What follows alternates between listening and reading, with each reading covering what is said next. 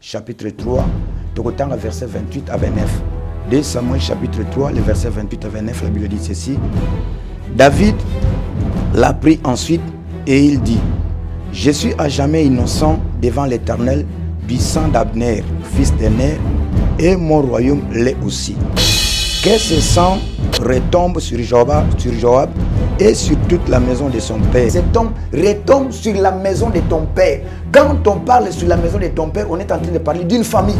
Donc maloba nyoso wana oya tangi biloko wana et comment evanda na kat na famille. C'est-à-dire ba descendants nyoso, les enfants, ba nyoso baza na kat na famille wana, maloba o tata walobi, il faut evmona na kat na famille wana, c'est un lien. Voilà les yango toujours les liens familiales. Les liens d'abord c'est quoi? Les liens c'est un mauvais héritage qu'on a reçu dans sa famille ou ailleurs. Balobi que non, les liens, on est en train de parler évidemment sur les liens spirituels. Les liens, c'est un mauvais héritage spirituel qu'on a reçu dans sa famille ou ailleurs. Les liens, c'est quelque chose de mauvais qui nous a été transmis par les parents. Dès la naissance, dès que tu nais dans une famille en tant qu'enfant, il y a quelque chose que tu reçois dans la famille, quelque chose de négatif spirituellement. Par exemple, les gens qui reçoivent la maladie dans la famille. Au moins, la famille n'a pas diabète. Tata n'a diabète. Coco n'a diabète. Et les enfants qui vont naître dans cette famille, il y a les enfants qui vont souffrir de cette maladie, diabète. C'est quelque chose qu'ils ont reçu dans la famille, le coup d'héritage. Tout ça, on a lien et tu partager. Premier lien. On a toujours partagé dans les liens familiales. Les liens de la mort. Maman, ma soeur, aujourd'hui, il y a beaucoup de familles où les bazali habité dans les liens où les liens de la mort. Les liens de la mort. Rwanda dans Psaume chapitre 18. Psaume chapitre 18. Je prends le verset 5 à 6. Qu'est-ce que la Bible nous dit? Les liens du séjour, les liens de la mort m'avaient environné. Et les torrents de... Nous sommes en train de parler sur les liens familiales. Premier lien, le lien de la mort. Deuxième lien, les liens de rêve. Les liens de rêve. Les liens de rêve. Dans le Lévitique. Lévitique chapitre 26. Le verset 6. La Bible dit ceci.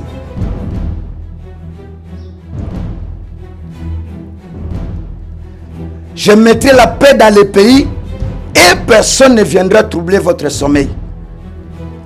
Je ferai disparaître du pays les bêtes féroces et l'épée ne passera point par votre... Et non pour le blanc. C'est faux et archi faux. C'est faux et archi faux. Non, lien, c'est un mauvais héritage qu'on a reçu dans sa famille dès sa naissance. Mais quand la famille est belé, c'est diabétique. Diabète est où tu vois? Diabète est où tu vois? Au comment on a les diabétique, les liens de la maladie. C'est un aïbisayo. Au yébinde toza wana mutabotama chrétien zalbati. Biso ne tobotama bapaye. Lorsque tu es venu au monde, lorsque nous sommes venus au monde, mutabotama chrétien zalati tobotama bapaye. Et voilà pourquoi tant tobotama bapaye, tozoa ka héritage négatif ya makila, ya famille na biso ba parents na biso. Mais tant to yambi Yesu, le corps Seigneur et Sauveur, on devient enfant de Dieu. Mais nous ne devons pas nous limiter là-bas. Qu'est-ce que nous devons faire? Nous devons chercher à savoir héritage négatif ni neza kat na famille na biso et tant yo ko lukanzamba ko briser ngo ndema kamu négatif wana et ko zala ni les sans effet kat na vie na yo. Premièrement, on ko remarquer na kat na famille na batba sala ka ba avortement. Les gens avortent toujours. Ba avortement musu c'est la volontaire, musu c'est la involontaire. Mais ba avortement Kili bate. Balobi ban Afrique, ban Europe, ban Amérique, ban Asie, ban Océanie. Bisognes sont tous abonnés massivement à Cité Zahir News TV. Cité Zahir News TV. Ba gag, ba télé-réalité, ba mission, Nia Télé Comédie, Culture à Congo. S'abonner massivement à Cité Zahir News TV. Ouais, bana Congo, bana Kinshasa. Balobi tous s'abonner à la meilleure chaîne. Meilleure chaîne. Comment on a Cité Zahir News TV. Nga vu de loin na s'abonner et bongo yo s'abonner massivement na Cité Zahir News TV. Ayuna. Cité Zahir News TV. Bon s'abonner, bah film à bien Zali, bah théâtre à bien, bah information à bien, bah bolinga bah journal les Zali, bolinga bah imo, news Zali wapi, Cité Zahir News TV. Yabiso bana mboka. Yo bongo nanga, yo bongo, y a pas à dire, y a pas à dire. Boya bongo, boya bongo, boya bongo. Cité Zahir News TV. Boya bongo. Kilibate. Barubi, moutoua qui mettait, moutoua j'appelle pour la Cité Zahir News TV. Répétez. Non, répétez, non, répétez, répétez, non, répétez. Non, bien Cité Zahir News TV. Et là, ni. Et j'ai cité Internet. Shit. Shit était shit. Shit. Na kizeng te so bazo balon denga za ozo mema on denga biso Natali kizeng te ozali bangeza di Cité Zahir News TV ezali nini iza chaîne Rushu ezali chaîne Rushu Cité Zahir News TV ezali Cité Zahir News TV ezali yana ezali ya Yves Cristiano Nakatala ezali Cité Zahir News TV ezali ya Cristiano Yves Cristiano Nakatala. Nagaitsa bandiku nayiba te nayibi eyi nini eyi ozaluka oyiba ke papa dienzi na papa mofokele makumi wapi eso yuki pasi tuzali na Cité Zahir News TV ya Yves Cristiano Nakatala. Tala siko bilo bolinga kutala kombo shani kombo le ikombo akola shani kombo le Nakatala awa nde bukutala bagaka baptiat ba odingo tala bemission odingo tala sport poko ma sportif odingo tala politique poko ma politique soki pe olingo tala biso bat tala net muto Taille le basadi. Musique Liboso. On travaillera nos forts, on travaillera bien. Kilibate. Bonjour, bonsoir et bon après-midi, chers téléspectateurs et à Cité Zahir News Télévision. Ça dépend de l'heure où vous nous suivez dans vos postes téléviseurs ainsi bien que dans vos petites lucarnes. En sachant que vous êtes tellement nombreux, Bolanda Bisso, depuis Montréal, Canada, États-Unis d'Amérique, France, je ne sais moi, ou partout dans le monde. Ça a toujours été un grand plaisir pour moi d'être là devant vous pour vous présenter cette très belle émission. En sachant que par coutume déjà, Boebi Myriam Azaraye monte sur plateau. Maintenant, là, je sais très bien, bon, se poser la question, Myriam, le Lobombeli Bissonani.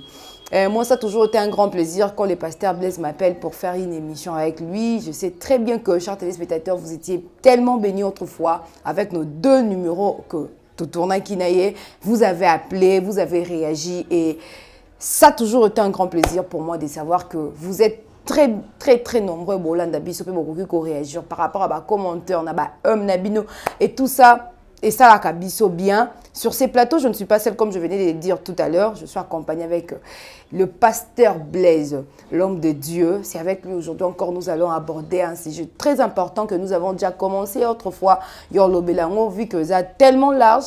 Le lot du sous continue à un chers téléspectateurs, vous allez brancher.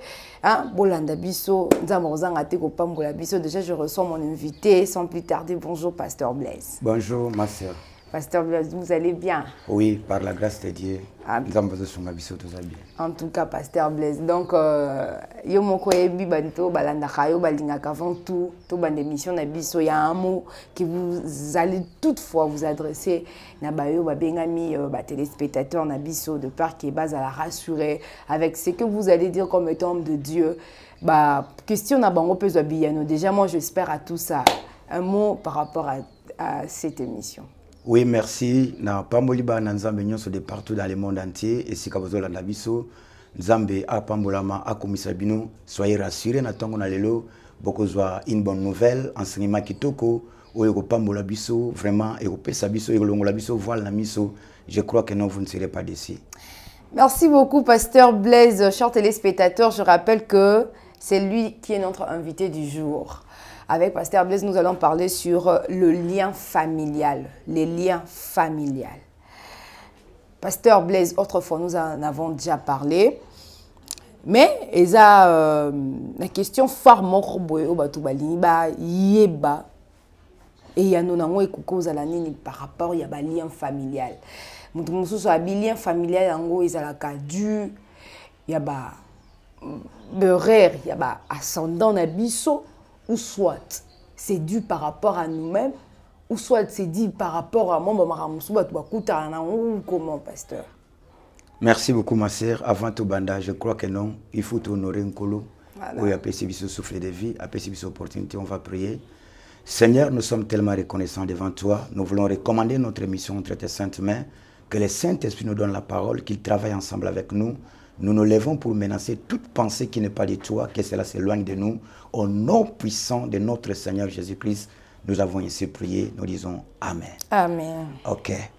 Merci beaucoup, ma sœur, pour la question que vous posez sur les liens familiales. Alors, ce qui cause les liens familiales, ce qui question, on va tous poser question. Donc, durant l'enseignement, les gens vont tellement se retrouver, il y a comprendre pourquoi nous avons appelé ce grand thème de partager sur les liens familiales. Des réponses par rapport à l'enseignement que partagé. Alors, d'entrée de jeu, nous avons un texte de base, oyo ekokotisa sabiso na message na biso. Là, nous sommes dans le livre de 2 Samuel, chapitre 3, verset 28 à 29. 2 Samuel, chapitre 3, le verset 28 à 29, la Bible dit ceci.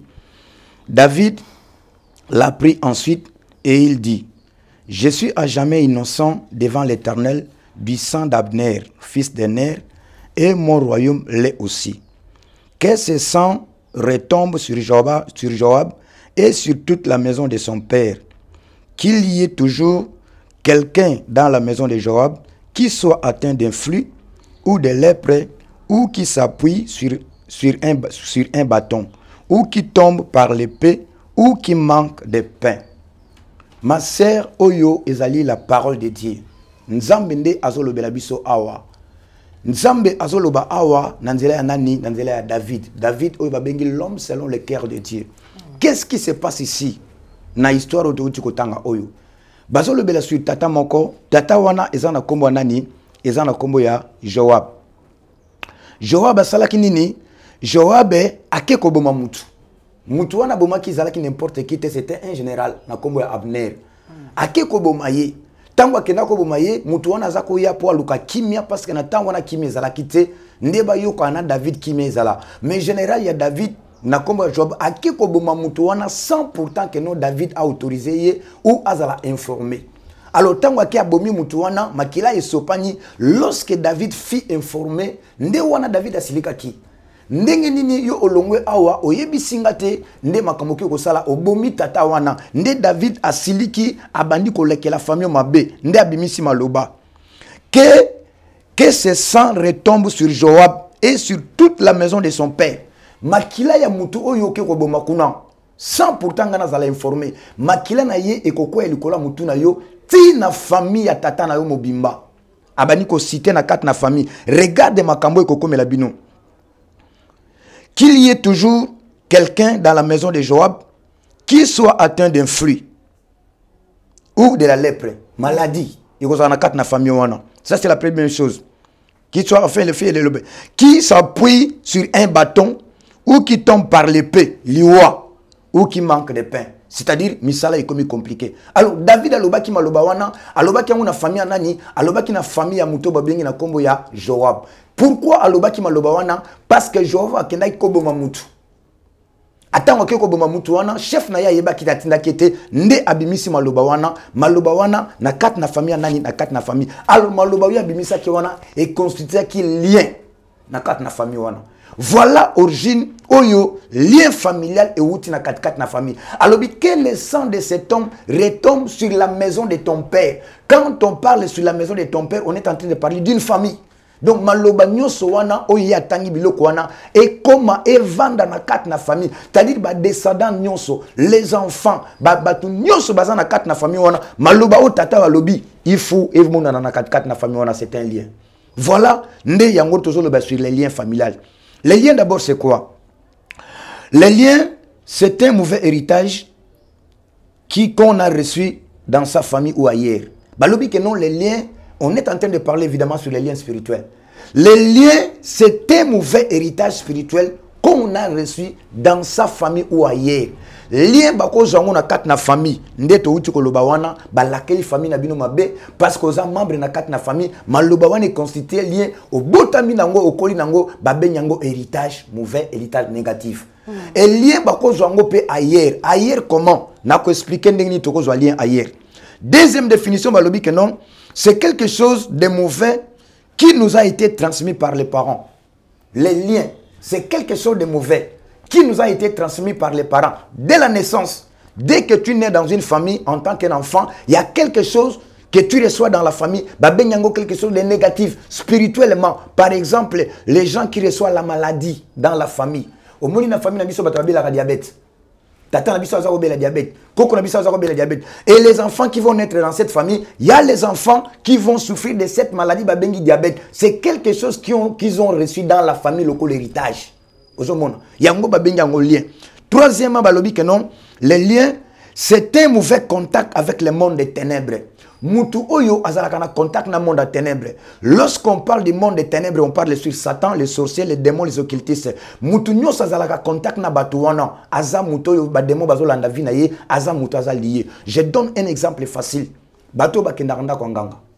Azumbongo na ye akenda kwa nganga parce que mutu azoko bela na famille parce que zake na problème. Ko kota yo koti na ndako kwa nganga wana. Otiki mbongo na yo kuna. Ko bima tango ozobima na cortège ba démon. C'est-à-dire vie na yo est comme lié na esika yo kota ki wana parce que kota ki na hôtel maléfique yango to benyango lien.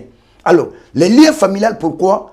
Famille balobi que non, ils allaient ensemble, il y a papa maman. Peu ce que plus loin, la famille c'est l'ensemble de tous ceux qui portent le même sang. Papa, maman, ta famille. C'est-à-dire vous portez le même sang, vous constituez famille. Alors les liens familiales, pourquoi? Parce que nous tous, nous sortons dans une famille. Yango na lobaka toujours que non, famille na famille ezakana histoire nango. Famille na famille ezakana bitumba nango, famille na famille ezakana makambo na bango. Ba lien oyo koza na famille mususu, eza oyo koza na kat na famille musuti. Net na kat na famille oyo, lien na bango eza nini? Maloba oyo tata wana lobaki. Alobaki azala qui n'a raison. Azala qui n'a raison pourquoi? Parce que général akenda qui n'a isui, na absence na ye, ake kobo mamutu, tamba informé a siliki, nde abimisi maloba wana, abitala makambo yoko koma na kat na famille. Et maloba o David aloba qui na famille wana, et kokisa mi qui na kat na famille wana. Pourquoi? Parce que azala qui lien, ou ezala qui na kat na famille wana. Alors, dans la famille, dans les liens familiales, tozana ba lien ebele to partager. Premier lien, oyo tozo partager na tongo lelo dans les liens familiales, to benyango les liens de la mort. Maman, ma sœur, aujourd'hui, il y a beaucoup de familles oyo bazali habité na lien oyo to bengi nini, to bengi les liens de la mort. To benyango les liens de la mort. Wanda nazui Psaume chapitre 18. Psaume chapitre 18. Je prends les versets 5 à 6. Qu'est-ce que la Bible nous dit? Les liens du séjour, les liens de la mort m'avaient environné. Et les torrents de la destruction m'avaient épouvanté. Les liens du sépulcre m'avaient entouré.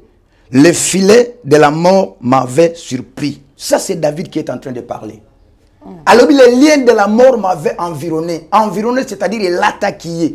Et vendre l'attaquer. Tangazola la zola muka. Tangazo tambola. Nyosazako sala. Il était habité par les liens de la mort. L'homme qui est en train de parler là-bas, c'est pas n'importe qui. C'est un homme de Dieu. Mouton Zamba témoigna qui non. David, c'est l'homme selon mon cœur. Mais David est en train de regretter. Il est en train de s'acclamer. Il a remarqué dans sa vie à lui que non. Les liens de la mort et l'attaque qui vient naïe. Alors, le lot na kat na lien familial, premier lien tozanango, to benyango, les liens de la mort. La mort d'abord c'est quoi? La mort c'est la cessation de la vie. Et si ka vie est athée, neli wa ikoti. Mort wana est cause de la physique. ndenge mutu boyebaki bozalaki na ye akufi baki kokunda ye wana eza mort physique mais mort spirituelle pe ezalaka mutu aza vivant azolia azolata azotambola mais spirituellement c'est une personne qui est morte. Il est mort comment? Azana relation na Nzambete, azana communion na Nzambete, makambo nyonso azosala ezo simbate, toujours ba échec. Cette personne là, malgré il est vivant physiquement, mais spirituellement azamuto asakufi, il est mort. Alors David azoloba que non, les liens de la mort m'avaient environné. Maman, lien de la mort est l'attaque qui vit à David. Pourquoi? Parce que David azalaki mutabitumba. Il était un homme de guerre. David vit na ye mobimba, azako supamakila, azako bomabatu. Yango le lien de la mort isalaki nini et l'attaque qui vit à David. Azolela azoloba que non, les liens de la mort m'avaient environné. Alors ma sœur, aujourd'hui, il y a beaucoup de familles bah vendre lien de la mort et vendre les bango. Lien de la mort est vendu na 4 na ba famille. Alors, on remarque ndenge nini que na 4 na famille na biso. Ton na vie na ngai, nous sommes habités par les liens de la mort. Premièrement, on remarque na 4 na famille na ba basala ka ba avortement. Les gens avortent toujours. Avortement monsieur c'est la volontaire, monsieur c'est la involontaire. Mais avortement na 4 na famille régulièrement. Même ndenge bozawana boyebi que na famille na biso, ceux qui mutazuize monsieur pour un avortement. Ceux qui mutazuize monsieur un avortement, et ça signe ezo la kisake non. Na 4 na vie ya mututo na 4 na famille wana, batu baza habité par les liens de la mort. Deuxièmement, au bango neni, par les gens font les fausses couches. Batu basala souvent ba fausses couches. Et ça mbala mon côté, mbala mi balé mi sat. Et oyo kamakamona et se répétera régulièrement na 4 na famille. C'est pour prouver que na 4 na batwana baza habité par les liens de la mort. Les wande lati bango. Les wande za na 4 na famille to na 4 na bat. Vous allez remarquer na 4 na famille bat basala toujours ba accident. Batu bakufa mingi na 4 na famille bakufa na ba accident. Soit accident d'avion, soit accident de transport, soit accident de na bateau, accident et moment batu belé et se répétera na 4 na famille wana. C'est une famille où ce sont les gens qui sont habités par les liens de la mort. Vous allez remarquer, na 4 na famille wana, beaucoup de gens suicide. Ma soeur, j'ai là un ce témoignage moko. Toujours ça la porte à porte. To continue le pango moko, il y avait une sœur oyayamba qui biso tote ya évangile. Tant on parlait sur les blessures intérieures. La sœur était touchée par le message. Quand on a fini le message, alibi se biso papa bozelanan a continue ndako. Tant a continue ndako bima ayo bima na verre. Verre wana ezanini alobi que verre eza poison. Azanini azuba pile aniki yango atiena mai pare za la poison. Abi na linga gina melango na butu na sani na kufa. Pourquoi? Parce que naza na problème. Abandi ko expliquer biso ba problème na ye. To sambeli pona ye, to zu poison wana to sopiango. Nzamba sauver muto à travers l'évangile, alinga ka kufa na butu amela poison. Alors eloko nini etinda ki sert wana ke ndoko mela poison, l'esprit des morts. L'esprit des problèmes. L'esprit des morts, c'est pas le problème, l'esprit des morts. Et ça n'a pas de problème grave avec les cahiers. Est-ce que parce qu'il va y idée à jamais. C'est l'esprit de la mort. Mutuso kaza habité dans le lien de la mort. L'esprit de mort est en vie à mutuso la mutu. Alors l'esprit de mort est bandaroya repèse une solution. Yango zo mona lelo mama ba melaka poison. Azana likambo pona ye azomona que non. Likambo ndenge na zana ngo solution ezate. Esprit de mort ekoya kosunga yo. Omoni solution kende komi diembika. Omoni solution mela poison. Omoni solution c'est suicider. Yango zo mona lelo batebele bazana ba suicide. Bozo mona batebele lelo bazana ba empoisonnement. Ye moko. Ozo mona mutu azomi diembika. C'est pas lui, c'est quelqu'un qui est habité par les esprits de mort. Esprit de mort, alors les gens qui sont habités par les liens de la mort, les esprits de mort, les esprits de mort, les décisions négatives. Parce que le diable a pour détruire. Alors, les mamans, te sauver Serwana, te sauver poison, te bois kango, nzamba sauver dans l'évangile. Pourquoi? Parce qu'il était habité par les liens de la mort. L'esprit de mort. Et ça, quand on est habité par les liens de la mort. Qu'est-ce que tu vas remarquer? Namuto a habité par les liens de la mort. Au commun, maladie, la maladie grave. Maladie, oye me makamutu na liwa. Tangu muta beli suka nango fa kufa. Et tangu muta zo bela wana, omoni abengi batabandi ko sala testament. Omoni nde boza wana, botala mapangu, botala biloko, botala bonde na za wana ko bikate, nde na za wana. Sache très bien que non, c'est quelqu'un qui est habité par l'esprit de mort. Boyende oye bakeli ozo ya déjà bandelo sa ba testament. Mama yona no monate, mutu azo bela penza azo bela, bino kuna bozo bondela, bino kuna bozo lukayo capital, mais ye moko na monoko na zo confesser, abinde na za wana mo na ko bikate, nde na za wana malade, nane sunga bango, esprit de mort mute sunga bango. Et sungi peut pas kufi. Et sungi so boza makasite, boza na bato baza na discernement te, mutu wana kokufa. mais ceux qui na pembeni wana bozana bato baza discernement bato basambelaka bayebi que non maloba wana ezan nzambe te esprit de mort bokosunga ye. Mais lorsque il y a les gens qui n'ont pas le discernement, qui ne comprennent pas les choses de Dieu, bokotika mutu wana bosunge pe mutu akufi. Or dans la Bible nzamba pesa biso 120 ans. Genèse chapitre 6. Nzamba pesa biso 120 ans. Sur la terre telle que tu es là, telle que nous sommes là, Dieu nous a donné 120 ans. Peu importe maman problème ko comme on a vu na yo pour proclamer liwa na vie na yo te. Parce que c'est la volonté nzambe te. La volonté de Dieu que nous devons vivre d'abord sur la terre. Yango loba qui nous appelle ça 120 ans. Alors, le bateau bazar habité dans lien de la mort. Esprit de mort ezalaka na sima na bango. Esprit de mort esunga kabango. Esprit de mort elanda kabango. Yango somo na maladie grave soko comme par mutu et mutu déjà bandi ko confesser liwa, abandi ko tata liwa. C'est une personne qui est habitée par les liens de la mort. Mais docteur, pasteur, dans l'inga peu moi konfongola moi entre parenthèses mon roboé. Yo le bikara maladie moza grave mais la plupart des gens peut basenga liwe za ka maladie grave to mutu supera mutu passe ka bo directement mandi ko déclarer que non na kufana ngalibu mu passe na mandi ko déclarer a kufana siko maloba wana problème bisi eza maloba wana eza la maladie grave eza la maladie gravité mais soko moni mutu akomi ko bimisa maloba wana ya une esprit qui est derrière babi nyango l'esprit de mort. Les buts en blanc comme ça, maman moutako zate, moutunyo sabela kanon. Nous autres on a besoin de tout ça, on a tout carapace. Mais moutouka maladie mouké, na mounokone liwa, yeba que non, il est habité par l'esprit de mort. Esprit de mort, pourquoi? Esprit de mort de Lukamakila. David a dit que non, les liens de la mort m'avaient environné. Pourquoi le baki bongo? Azaki moutaba guerre, azako bomabatu. Il avait le sang entre ses mains. Voilà pourquoi tant que David alinga tongelanda nzambe ndaku. Nzamba boya bi yoko tongelanga ndaku te. Moutako tongelanga ndaku eza moutako yana simana yo. Pour nous nzamba boya ki? Parce que les mains de David avaient le sang. Yango le dit que non, les liens de la mort m'avaient environné. Yango somona batebeli lelo baza habité par les liens de la mort. Esprit de mort ezolanda bango, esprit de mort ezosunga bango basalani batika mukili avant. C'est pas la volonté de notre Dieu. N'accepte pas likambo nyonso ezakana solution. Maladie nyonso nzamba biki sakango. Il y a pas une maladie ma sœur que le Seigneur ne peut pas guérir, ça n'existe pas. Alors que non, c'est lui l'Éternel qui guérit toutes nos maladies. Toutes nos maladies nzambabi qui sarango. Mais les gens qui sont habités par les liens de la mort, esprit de mort ikozana simana bango et bando ko yibso moni ndenge zawana onyo comme mingi. Omoni ndenge zawana ko bikate. Omoni baki soso lukawana. Ataba o bikate. Ça sont les esprits de mort. Il faut que teleme la bango ko benga na bango. Bible le dit que non résister au diable, il fuira loin de vous. Lorsque tu résistes, Satan le diable va fuir, les esprits de mort bakotinda yo. Alors qu'est-ce que tu vas remarquer encore na mutu oyo? Tolobi ba empoisonnement, bato baza ba empoisonnement, bato ba kufaka na ba crash na ba naufrage. Alors, na ba accident tolobi na ba guerre tolobi, mutu oyo aza habité par l'esprit de mort maman. Okoye ba ndenge nini? Baza bato balinga ka bagarre, balinga bitumba. Baza bato balinga bitumba. Suba bandi ko swana na bango wana suka bitumba. Na bitumba wana fuba zo ba gilet. Na bitumba wana fuba zo ba bouteille. Na bitumba wana ba mbeli fu bima. Tango mbeli so bima wana objectif bango ezani ni makila. Parce que esprit de mort azakana sima makila, esprit de mort alinga makila. Alors comment bat babani na koswana ba gilet ebimi, ba mbeli ebimi, ba bouteille panzani, suka ba chaba to bat bakufa. Ce sont les gens qui sont habités par l'esprit de mort. Baza bateau les liens de la mort. Yango David a le dit que non, les liens de la mort. Il y a aujourd'hui il y a beaucoup de gens mes bien-aimés, liens de la mort et la tabango et ba démon de la mort basanini, baza 4 na sima na bango. Et ceux qui battent basali attention te. Na ba esprit de mort les 4 na via battu. Les gens vont commencer à perdre les gens dans la famille inutilement. Les gens vont commencer à mourir avant l'âge inutilement. Lui, il va croire que non, c'est la volonté de Dieu. C'est pas la volonté de Dieu. Volonté ensemble ça que tu vivre. Nzamba pesa biso mokilo pour te vivre to régner. Tant que tu na vie éternelle to zana nzotote. Nous devons vivre sur la terre. Mais Satan le diable à travers les esprits de mort ayaka ko sunga batu a précipité liwa batu. Aujourd'hui ils en a battu belé bakufa. Pourquoi? Parce que Satan le diable a sunga bango.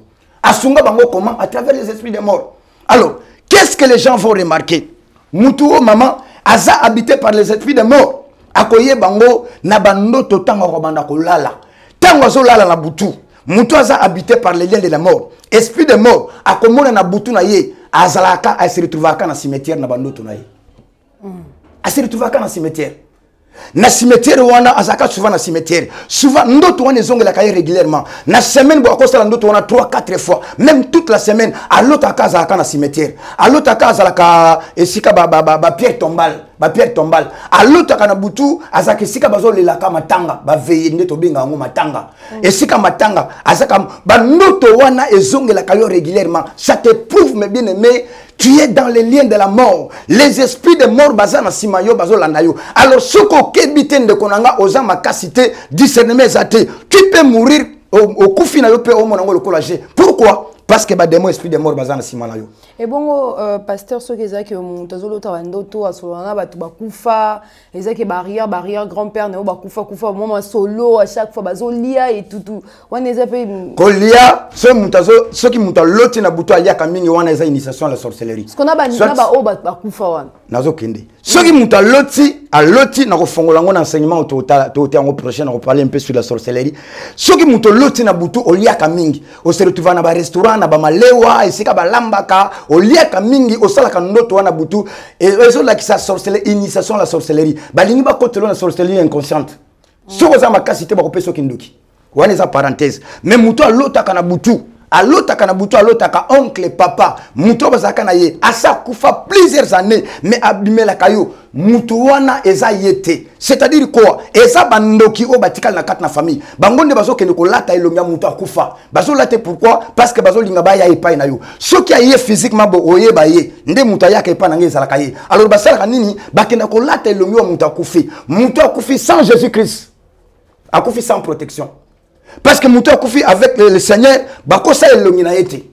Mais Moutou a koufi sans Christ, aza Moutou o aza na protection te. Yango so mona bandoki bakenda ko late elongi Moutou na babandi ko bimela Moutou wana. Tant bazo bimela yo bazolo banayo. Alors ceux qui ont kébité mes bien-aimés, maladie moko grave que comme la yo. Maladie wana so grave comme yo so bat baza makasité et comme Moutou na yo. Parce que Moutou wana aza habité par les démons to bengi l'esprit de mort. Na enseignement na biso ekoya après. Je vais parler sur les prisons sataniques, je vais développer ça. Voilà les parenthèses. Alors, mes bien-aimés, vous allez remarquer que non, Moutou Oyo azana lien de la mort, aza habité par la mort. Mais bien-aimés, akobanda ko rêver, aza esika balilaka. Aza esika matanga akobando rêver azaka na morgue mutu musu ko mona pe na butu ndenge bolali na ye alelaka na butu même batu balala kana ye bayeba kabayoka kaye azole yemuka ye alelaka pourquoi c'est quelqu'un qui est habité par les démons qu'on appelle les esprits morts. Alors batandenge wana ce que za makasité na prière ce que télémité au monde ngweza makamu naturel non mais bien aimé quelque chose de mauvais va passer dans ta vie à toi ndé batu bayo nkufa. Alors cause nango ezanini cause nango ndenge nini bato bakota na kati ya makamu na kati na lien de la mort cause nango ndenge to uti otanga awa papa oyo akenda ko boma mutu akenda ko sopa makila maloba ya mabe oyo considère lien ebimaki. Alors bien aimé bato belé le lo baza na kati na lien de la mort à cause ya ba famille yango na lobi lien familial à cause de ma famille peut-être na kati na famille na bino l'un des parents akenda ko boma mutu asopa makila. Et si kaya sopa makila wana batu wana ti lelo balelaka ba regretaka balobaka mabe et ceux qui maloba wana eza brisé te ceux qui lien wana eza brisé te tous les membres de la famille seront dedans tous les membres de la famille lien wana ekobanda kolanda bango ekobanda okanga bango kat na vie na bango et sengel na batu ba telema ba luka nzambe ba briser lien wana tango bango ba briser lien wana maloba wana ekozala ni le sans effet kat na batu ma sœur zana yebisayo oyebi nde toza wana mutabota ma chrétien zalakate. Lorsque tu es venu au monde, lorsque nous sommes venus au monde, nous avons chrétien à la tête au botama païen. Et voilà pourquoi tant que botama païen, tu as un héritage négatif, il y a makila, il y a famille, il y a parents, mais tant que tu as mis Yesu, le corps, le Seigneur est sauveur, on devient enfant de Dieu. Mais nous ne devons pas nous limiter là-bas. Qu'est-ce que nous devons faire? Nous devons chercher à savoir. Héritage négatif ni neza kat na famille na biso etant uyo ko lukanzamba ko briser ngo nde makamu négatif wana e ko zala ni les sans effet kat na vie na yo. Mais ceux qui ont brisé ngo te o komika chrétien yeba ke makamu ne ko landa yo. Amen. Amen. Amen, pasteur. Amen. Dans l'église. Mais oui, bien sûr, il y a des chrétiens qui vous suivent. Nos chers téléspectateurs ne sont pas que de païens. Il y a certains qui sont aussi de chrétiens, bien sûr. En sachant que basé Béléana Borlanda Bisso. Pasteur, vous pouvez continuer. Alors, deuxièmement, le lien de la mort est contre la famille, la vie à battre. Lamentation chapitre 5, verset 7 à 9. La Bible dit que non, nos pères ont péché, ils ne sont plus, mais c'est nous qui portons la peine de leurs iniquités. Nos pères ont fait les choses entre autres et tata on a combat Jobab akenda ko boma mutabatu. Nos parents ont fait les choses horribles. Oyo ngai noto zala kitenga noto yeba kite. Mais parce que oza mono botami na 4 na famille ona lié wana et constituer retard négatif na 4 na makila na yo tango zokola tango zo ya na mukili makambo wana yi. Et soki makambo wana o briser yango te o bimi na 4 na makambo wana te makambo ne ko banda ko réclamer vie na yo. C'est ce que nos parents ont fait. Dans la lamentation, Jérémie a remarqué alors que non, nos parents ont péché. Ils ne sont plus. Mais c'est nous qui sommes en train de porter leurs iniquités. Les esclaves sont en train de dominer. Bien aimé, aujourd'hui, tu es habité par les démons des esprits de mort. Je l'ai lu quatre na vie na yo makambozo simbate au lota kaba cimetière. Bozana ba fausse couche, bozana ba avortement. Lelo comme un empoisonnement. Lelo batba linga akufa na ya se suicider na ye. Esprit wane zonge la kayomingi. Tu es habité par les liens d'esprit de mort. Peut-être mais bien aimé na quatre na famille na bino bozana quatre na lien wana. Mais tu dois te lever, mon frère, ma soeur. Tu dois chercher le Seigneur. Tango yoko sambe la, nzambe akosani na komi monisa. Bible le dit que non, résistez au diable, il fuira loin de vous. Tango yozo résister te, ozo monango normal. Mais bien aimé, faites attention moko les ali. Ne esprit de mort yosani ni ekoya komi mayo. Yango nde konanga il faut tellement. Émission eye pona yo bien aimé. Eye pona yo ne sois pas indifférent. Benga biso bien aimé na WhatsApp. Toza wana pona yo, toko sunga yo na prière. Nde nzambe a libéré vina yo ba démon esprit de mort batika vina yo nde vina yo épanouissement eya gloire en kembo eya. Deuxième lien, nous sommes en train de parler sur les liens familiales. Premier lien tolobi le lien de la mort. Deuxième lien oyo tozolobela tobenyango les liens de rêve. Les liens de rêve, les liens bandoto, les liens de rêve. Tozana mukanda ya Lévitique. Lévitique chapitre 26,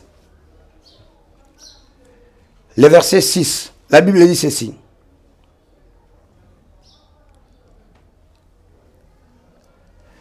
Je mettrai la paix dans le pays et personne ne viendra troubler votre sommeil. Je ferai disparaître du pays les bêtes féroces et l'épée ne passera point par votre pays. Maman, les lieux en abatebele. Ceux qui ba lali, ba la kimiate. Ceux qui ba lali, or na kat na Bible zolo babiso que non, lorsque tu seras couché, ton sommeil sera doux et agréable. Mais ça na batebe lelo na ndoto na bango na pongi na bango ezalaka jamais doux. Ezalaka jamais agréable. Et baza bato baza na bitumba na kat na bandoto, baza bato vie na bango ezal lié. Mais bien aimé état d'âme ya mutu baye ba na ndoto, na jara bandoto nini yo salaka. Alors mutu aza na kat na lien.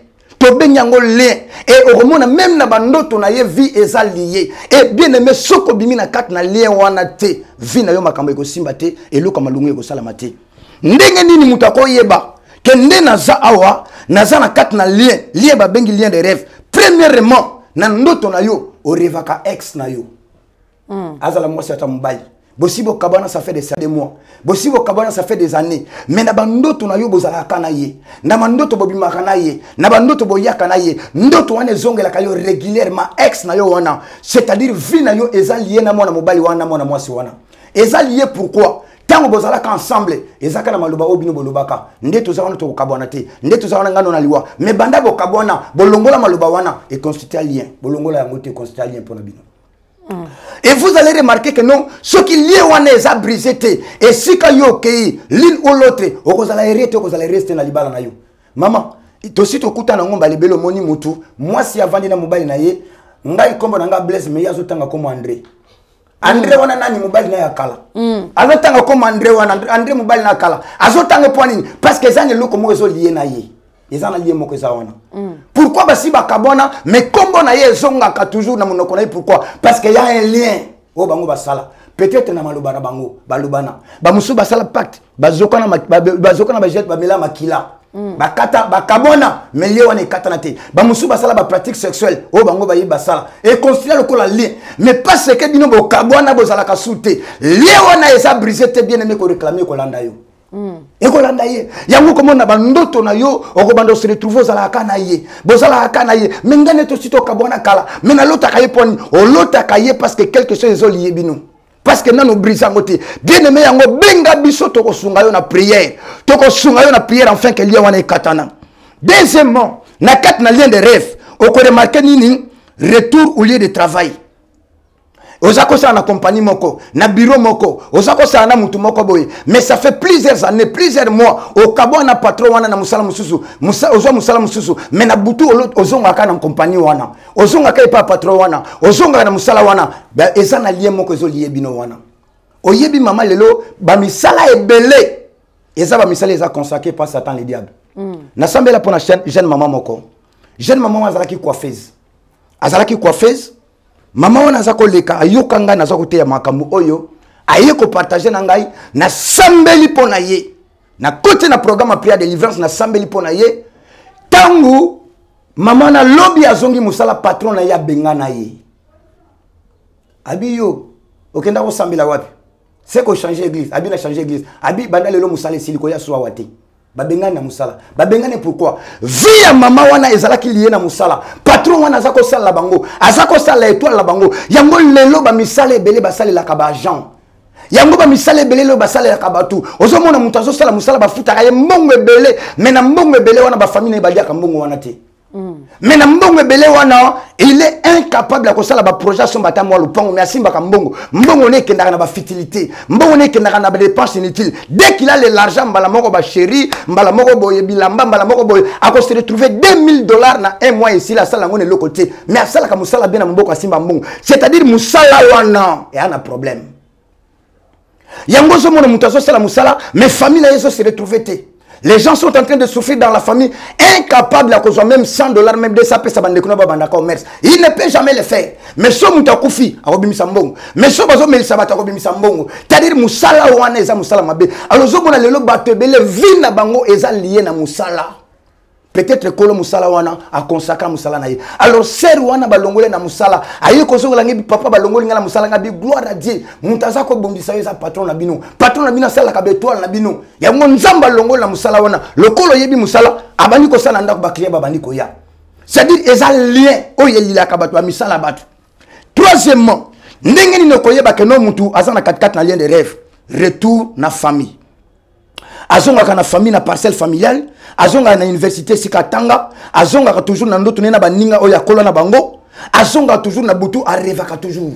Arrevaka parcelle familiale, et sika kolela, et sika bota, azalaka toujours wana. Na bandoto na ye arrevaka université to esika ya tanga, azalaka toujours na baninga na ye. Arrevaka bango toujours ba mi d'enfance na ye toujours. Bandoto wana ezongela kaye régulièrement. Tu es dans les liens au babengi les liens de rêve. C'est-à-dire ta vie est liée par rapport à votre famille. Ta vie est liée dans le pango wana. C'est-à-dire il y a les choses. Oh, il y a na famille, na kat na lupango wana, il faut ba briser yo. Il faut ba sambe la pona yo. Ce qui ba sambe le pona yo bien aimé évolution ezate.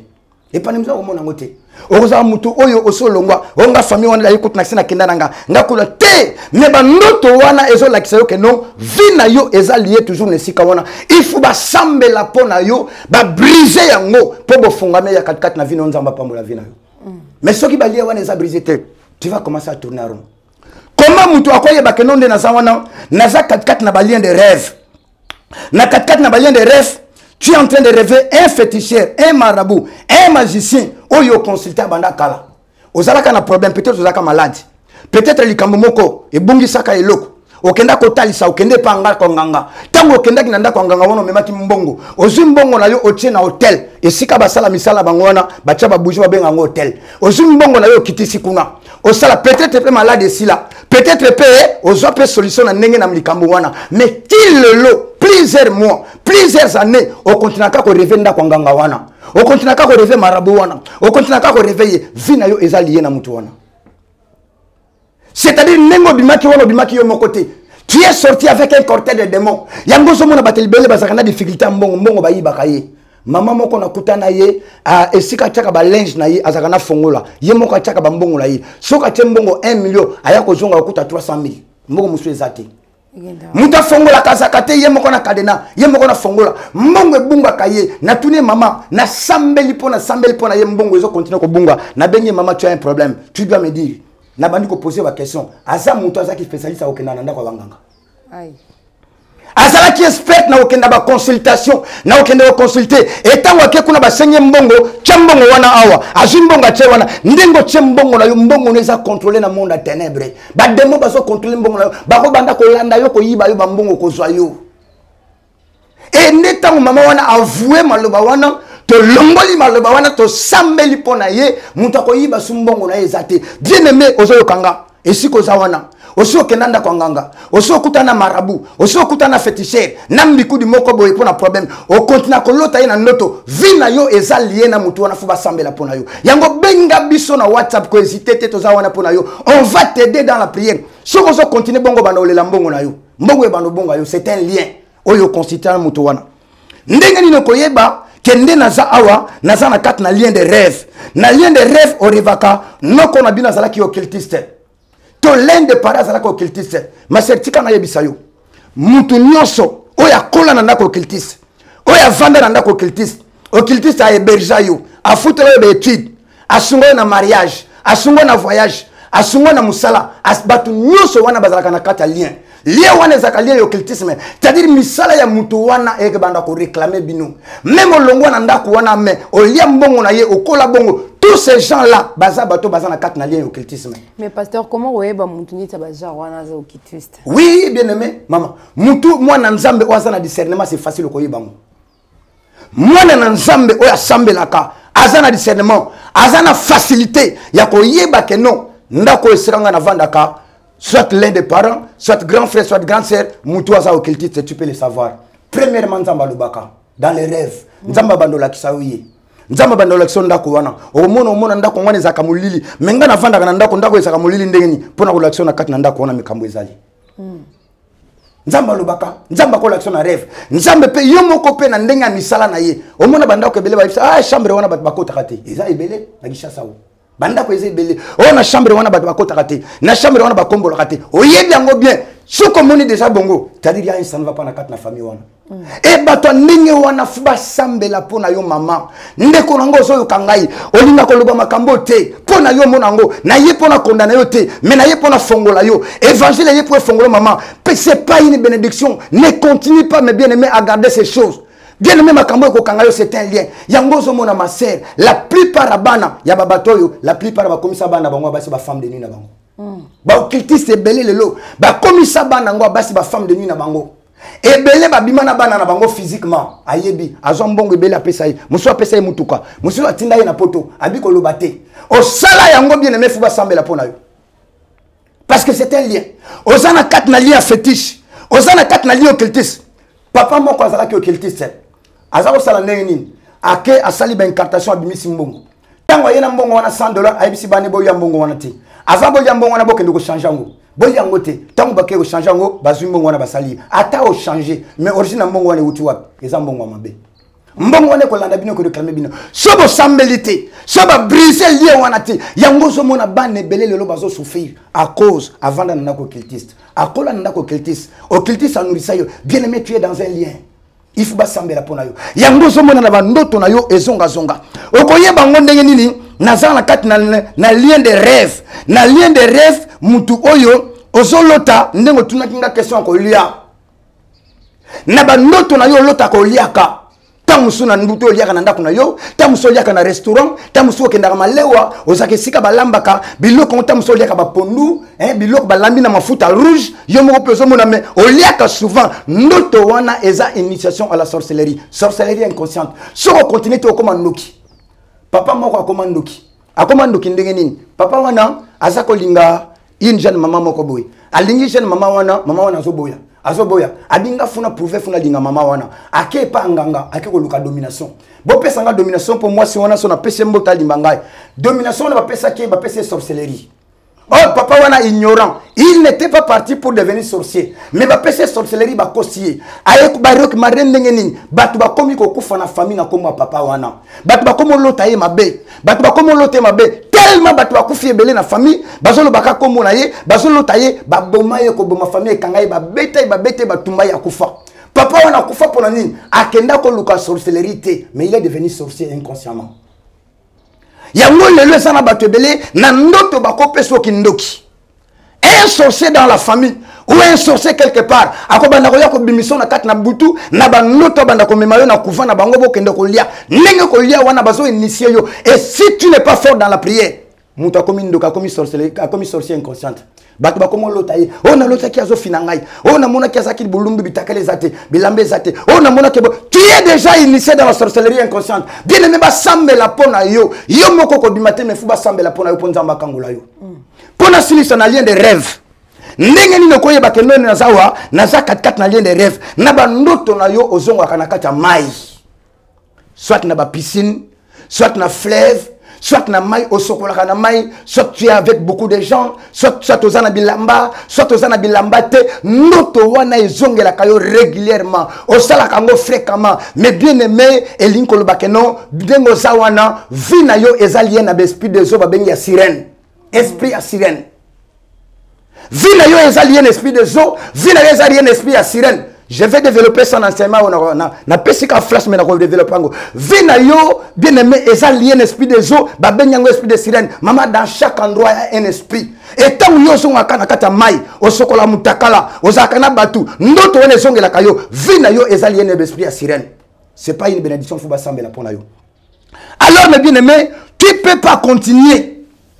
Ya kotika la bongo na bandoto wana parce que ndenge za wana nzamba zo la kisoke no vina yo ezalié bandoto na yo état d'âme ya mutu baye bango na kati na bandoto so bandoto wana eza brisé te oko évoluer te so bandoto wana eza brisé te tu seras réclamé par Satan le diable dans ta vie à toi so bandoto wana eza brisé te mais bien mes bénédictions et ko ya te 4 na vina yo parce que c'est un lien oyo ba benyango le lien de rêve na tongo na lo na suisa nzamba longolo na 4 na ba lien wana pongi na yo ezala ya kimia alobi tango kolala pongi na ezala kimia ko bange loko moko te na pombo na Yesu dernier lien pour na silisa na okota ngo pena profondeur te les liens dans les mariages na kati na ba famille belé maman bazana lien o ba benyango les liens de mariage. Esaïe chapitre 4 na premier verset Bible lobi que non basi belé ba ye ko kutana mobali moko ba biso to ko sa nini biso to zwaka kombo na yo. Mais bilamba na biso, bilei na biso, nyoso biso, biso moko. C'est-à-dire il n'y avait pas de mariage dans cette famille. Lelo ba famille belé bazan na lien, to benyango lien dans les mariages. Comment tu vas remarquer que non, na famille bazan na lien dans les mariages. Maman, na kat na famille na mabali zalakati. Na kat na ba famille na zalakaya kato vanda. Na kat na famille na maman na bango ba dota yete, bani ya basi omo na bango pe ba dota yete. Barodoté bangote.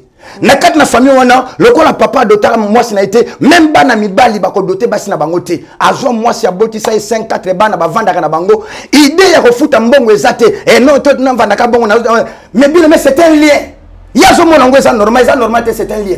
Pourquoi? Et ça est loko moko va na 4 na famille ça na 4 na makila. Vous allez remarquer na famille bazan un lien dans les mariages mais bien aimé les déceptions multipliées. Ba mibali ba yaka na bango mais ba bazaka na 4 ba déception. Ya mona ka mibali mabe oh no mibali bazaka bongo ngana kolingana nga sute problème za mibali te yondo za na kati na lien na famille na bino il faut pas briser lien wana. Alors mes bien aimés ceux qui ozo mona bongo na kati na vie na yo benga biso toza wana pona yo to sunga yo pe nzamba bimiso 4 na lien wana pe lipamboli eya na 4 na lien de mariage maman okomona batu nyonso bazaka na lupanga famille bango nyonso bavanda ka wana wazana 3 bana wazana 4 wazana bango 2 bango nyonso lupango comme impolitesse incroyable inceste incroyable donc bango nyonso bazaka mutazana libala malunga azate c'est un lien. Alors merci beaucoup pasteur. Question à Souka, question comment à Souka ezabwe outil depuis diaspora Tunibiso. Apparemment, toujours les liens sont pour le noir et non pour le blanc. C'est faux et archi-faux. C'est faux et archi-faux. Tolobi que non lien, c'est un mauvais héritage qu'on a reçu dans sa famille dès sa naissance. Na kat na famille mindele belé, bazaka ba diabétique. Diabète est outi wapi. Diabète est outi wapi. Okomo na ba mindele belé lo bazaka ba diabétique. Ba benyango les liens de la maladie. C'est-à-dire autant au tali na kat na famille wana okomona que non l'un des parents ya ba famille ba blanc wana okomona l'un des parents zalaki diabétique ya mona bana pe ba komo bota mana semence ya diabète c'est un lien et lo que ça makila na bango ils ont héritage négatif okomona ba famille mindele bele botis oui botis non ba kizengi wana ba kiolo wana okomona na kat na famille wana ba boti botis ebele ba kizengi bele soko landi histoire na bango na kat na famille wana ba parents to na koko na bango mutu moka bela maladie wana c'est un lien. Les liens de la maladie. Mais apparemment, Babi, visible. Non, non, non, non, non. Qui te dit ça? C'est faux, archi faux. Parce que yo, je vends à côté en Afrique, mais le jour où on vend en tu vas remarquer ma camébélé, tu vas remarquer diabète, tu vas remarquer c'est fréquent et pas na bango. C'est un lien. Babé nyango le lien de la maladie est dans makila. Balobi que non lien est un héritage négatif toujours dans makila na biso. Diabétique, bazaba diabétique et belé c'est un lien. Na ba minde les ali. Yango le c'est faux. C'est que le lien familial qui part. Lien familial et que dans la famille nyonso aux la noir aux la blanc, tu es dans une famille aux un héritage négatif aux en quatre na makila. C'est faux, archi faux. Merci beaucoup, Pasteur Blaise. Merci beaucoup, chers téléspectateurs, en sachant que vous étiez tellement nombreux aux Alakiwana, Bolandi Bisso, Boyoki, au Pasteur Azaki Namoya Koloba. Je vous rappelle que nous avons parlé sur le lien familial.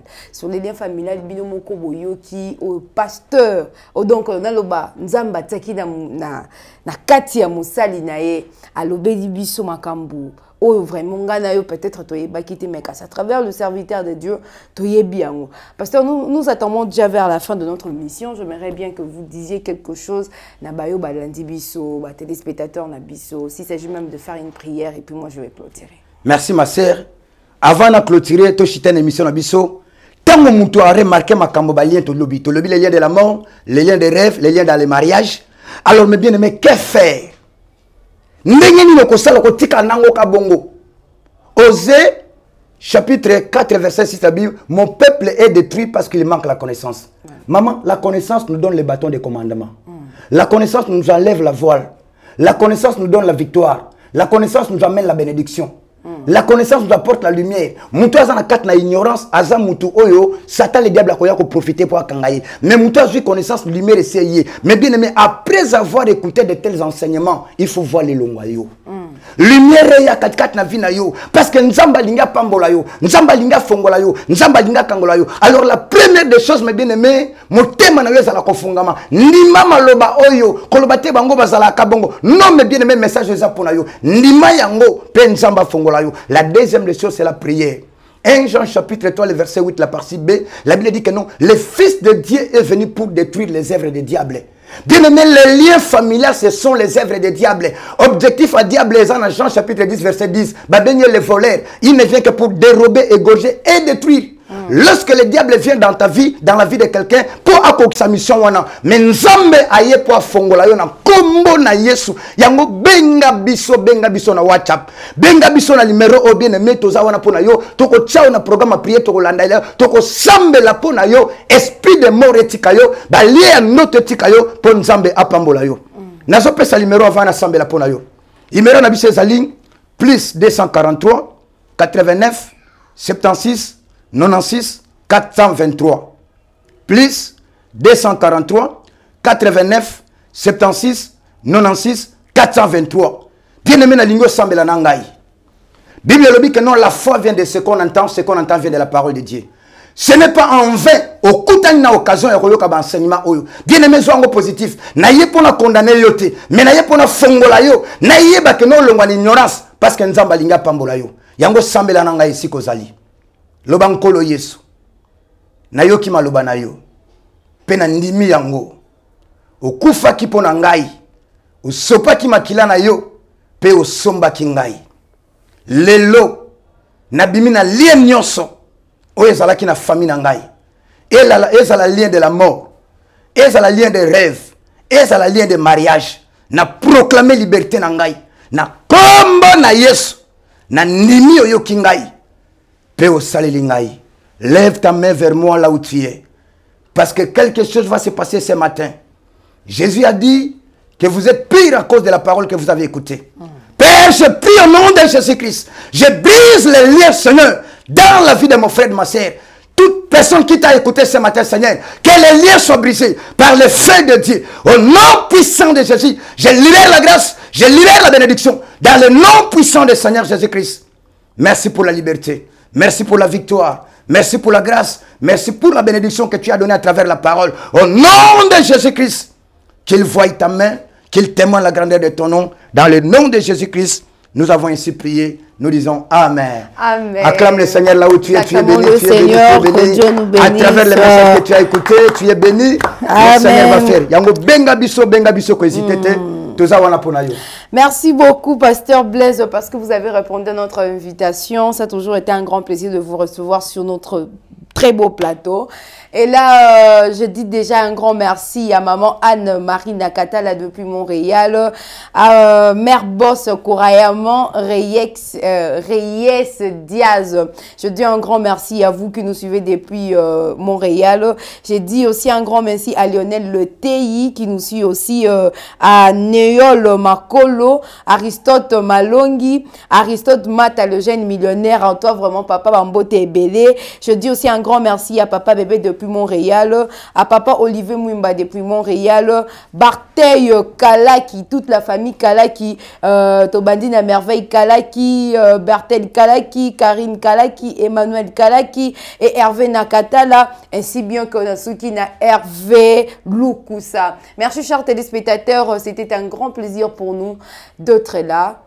Que je n'ai jamais été seule. Toutefois, j'ai toujours été accompagnée d'une très grande équipe. Il a cité Zaïre News Télévision avec lui-même le boss Yves Cristiano Nakata là depuis Montréal. Papa, merci pour cette très belle marque de confiance. Tu sais, souvent, quand je dis ça, ça me fait du bien. Je t'ai accompagné bien sûr avec Slim, mais aussi avec Baden Baki pour ces très belles images et commis déjà à Banda Kunabino. Quant à moi, je vous dis déjà qu'on se retrouve à la prochaine numéro. Merci.